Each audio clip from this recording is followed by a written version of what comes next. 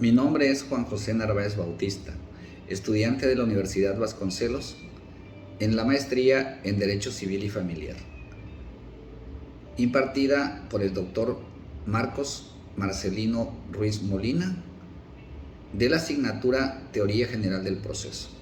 El tema a desarrollar: resoluciones jurisdiccionales y medios de impugnación.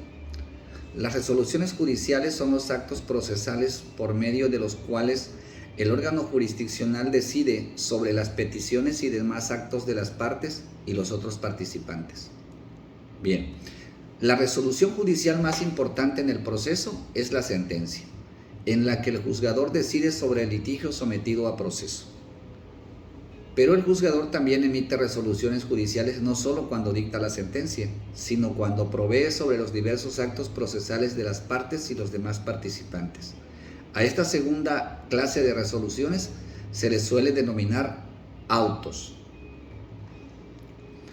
La sentencia es el acto más importante de la función jurisdiccional, toda vez que constituye el punto culminante de todo proceso, que consiste en aplicar el derecho al caso sometido a la consideración de los órganos encargados de la misma.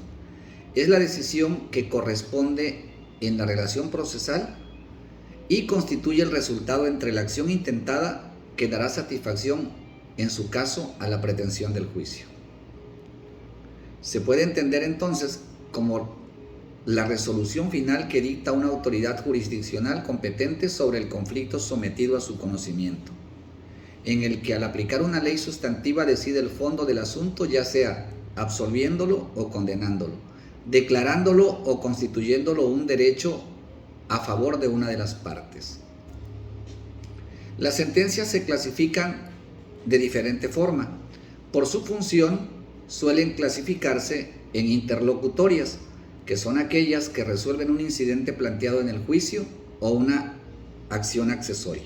Y las definitivas son las que deciden sobre el conflicto de fondo sometido a proceso y que ponen fin a este.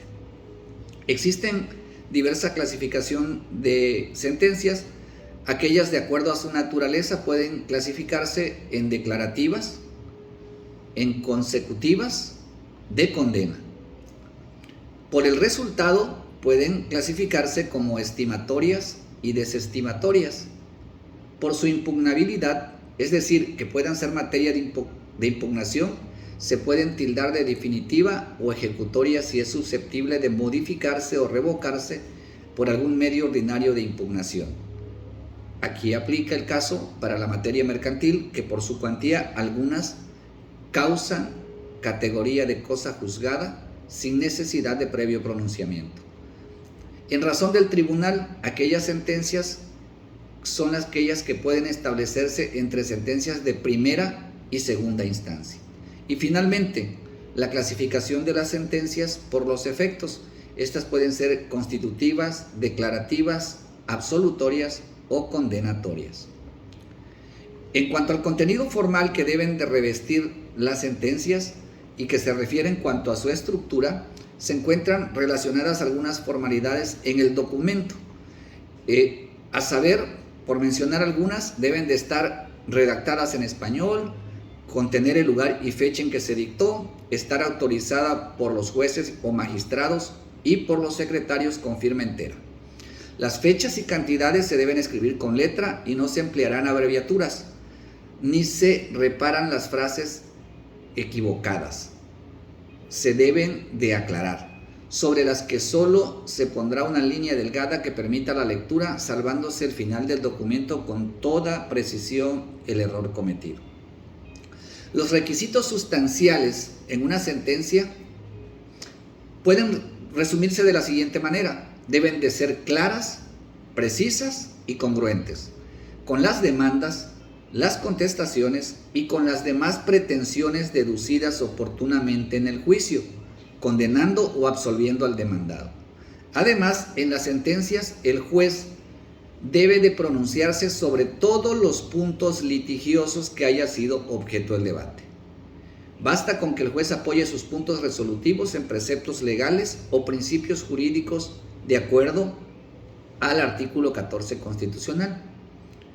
el juez deberá exponer cuidadosamente los fundamentos de valoración jurídica de las pruebas existentes en el proceso. Ahora bien, vamos a referirnos a los recursos.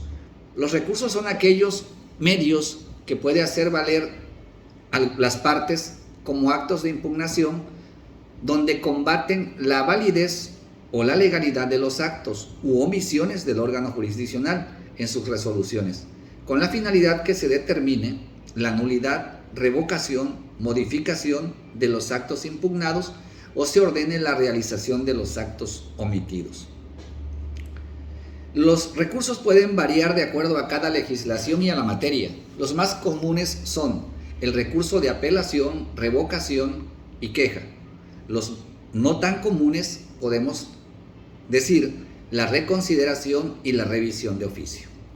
La apelación debe interponerse ante el tribunal que haya pronunciado la resolución en el acto de la notificación a más tardar dentro de los 5 días siguientes a que cause estado, si se tratare de sentencia, o 3 si fuere de un auto.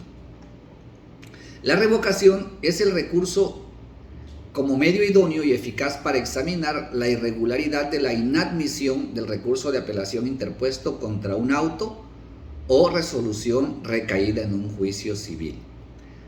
La queja es el recurso, una forma de impugnar un proceso que cuenta con un carácter devolutivo e instrumental para dirigirse a la inadmisión de una demanda o un recurso que se había interpuesto anteriormente. La revisión de oficio. La revisión de oficio no es propiamente un recurso como tal, y como los códigos de procedimientos lo establecen tratándose de revocación, la queja o la apelación, ya que no es ninguna de las partes en litigio la que lo promueve. Cualquiera revisión de sentencia o resolución judicial ante autoridad superior, sino que ésta la que al revisar el expediente en su integridad y encontrar necesario introducir modificaciones no contempladas o sugeridas por los interesados, pero cuyo análisis se impone en alguna medida, procede a ello y obliga al inferior a pronunciar un nuevo fallo con vistas a las situaciones en que encuentra irregularidades o no ajustadas a la ley. La revisión de oficio en el procedimiento civil se ajusta a las reglas o características precisas, si así quiere entendérsele. En primer lugar, porque solamente procede en los casos señalados por la legislación. En segundo lugar, se abre siempre en la segunda instancia por tratarse de un examen de actos de una autoridad inferior.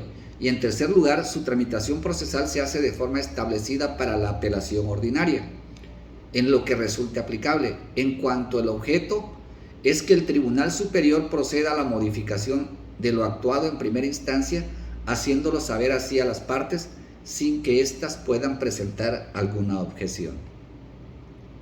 Concepto de cosa juzgada y formas de adquisición. El término de cosa juzgada debe entenderse como la autoridad y fuerza que la ley otorga a una sentencia definitiva, de modo que lo resuelto en ella no sea objeto de discusión de nueva cuenta, debido a que ésta ha causado estado. La figura jurídica de cosa juzgada se refiere a la definitividad que adquieren las sentencias. Su finalidad práctica consiste en determinar el momento a partir del cual ya no podrá ser impugnada la sentencia ni discutido el conflicto en un proceso posterior. ¿De qué forma se adquiere? Bien, el Código Procesal Civil del Distrito Federal establece que hay cosa juzgada cuando la sentencia definitiva causa ejecutoria, y en un proceso civil ordinario las sentencias adquieren el carácter de ejecutorias por dos causales. La primera es por ministerio de ley y la segunda por declaración judicial.